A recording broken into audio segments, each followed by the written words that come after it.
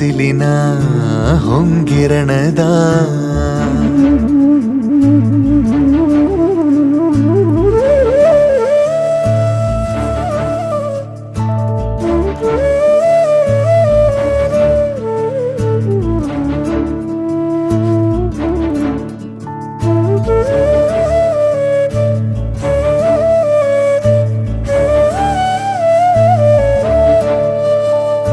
ಬೀಸುವ ಗಾಳಿಗೆ ಮನೆಯಾವುದು, ಆಕಾಶಕ್ಕೆ ಮೊದಲು ಕೊನೆಯಾವುದು, ತಿರುಗಾಡೋ ಕಾಲಕ್ಕೆ ಊರ್ಯಾವುದು, ಆ ಸೂರ್ಯ ಚಂದ್ರಂಗೆ ಸೂರ್ಯಾವುದು.